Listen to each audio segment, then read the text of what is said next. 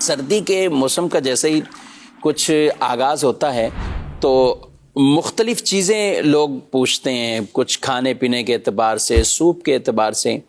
ایک یہ بھی بتایا گیا کہ کیکڑے کا سوپ بھی اب باقاعدہ کوئی چھپ چھپا کر نہیں، بلکہ اس کے بھی پورے ٹھیلے اور اڈے موجود ہیں کہ جہاں دیگر سوپ کے ساتھ ساتھ کیکڑے کا سوپ وہ دیا جاتا ہے۔ کہتے ہیں کہ اس سے سردی میں بڑا افاقہ ہوتا ہے اور سردی کم لگتی ہے۔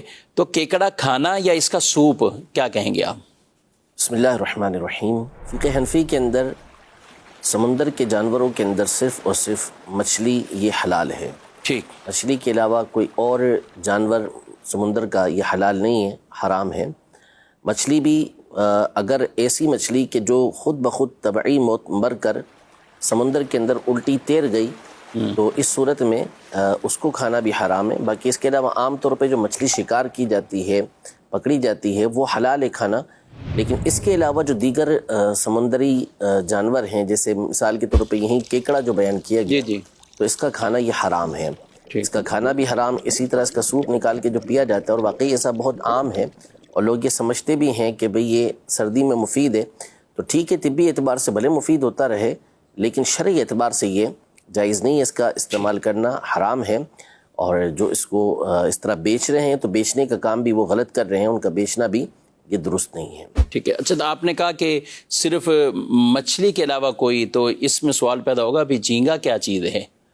اصل میں دیکھیں، بنیادی اعتبار سے تو مچھلی ہی حلال ہے، دوسرا کوئی جانور حلال نہیں۔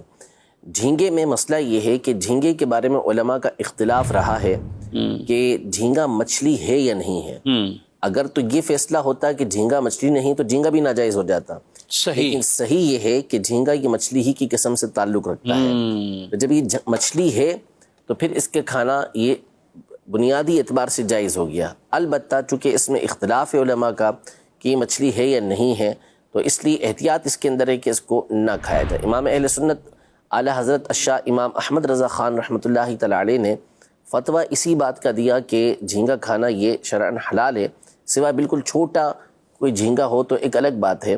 باقی جھینگا کھانا یہ حلال ہے، لیکن اس کے کھانے سے بچنا یہ بہتر ہے۔ بچنا یہ بہتر ہے، ٹھیک ہے۔ اچھا، کچھ جیسے آپ نے کہا سردی سے بچنے کے لیے اگر ہو بھی اس طرح کا معاملہ تو بھی اس کی اجازت نہیں دی جائے گی۔ کچھ کو سردی کا نہیں ہے معاملہ، لیکن علاج کے طور پہ اب کچھ دمے کے مریض ہوتے ہیں، کھانسیاں، کسی کے ساتھ سانس کا پرابلم ایسا ہوتا ہے، ان کو بھی سنا ہے کہ کچھ بتاتے ہیں کہ بھئی یہ آپ اگر کیکڑا کھائیں تو علاج کے طور پر ایسی چیز جس کا استعمال کرنا جائز نہ ہو، کیا کہیں گے؟ حدیث پاک میں کہ اللہ پاک نے حرام کے اندر شفا نہیں رکھی، تو یہ وقتی طور پہ کوئی افاقہ ہو جاتا ہے تو الگ بات ہے، لیکن پھر بھی شرعی اعتبار سے اس کی اجازت نہیں ہے۔ ٹھیک ہے۔ یعنی ظاہر ہے کہ دمے کا مرض ہو یا اور امراض ہوں، اس کا علاج اسی کیکڑے کے سوپ پر تو موقوف نہیں ہے کہ یہ ملے گا تو ہی علاج ہوگا اور علاج نہیں ہو سکتے۔ یقیناً بہت سارے علاج ہیں، بہت سارے علاج موجود ہیں اور ڈاکٹرز کرتے بھی ہیں اس کا علاج، تو لہذا وہ علاج کروانا ہوں گے۔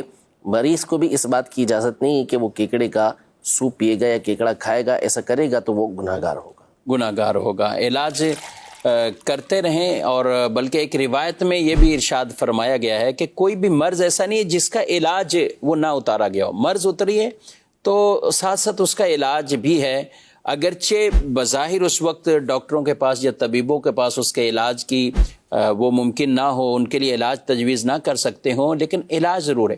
اور جہاں علاج کی ترغیب دی گئی وہاں یہ بھی حدیث پاک میں ارشاد فرمایا گیا کہ علاج کرو لیکن حرام سے بچو۔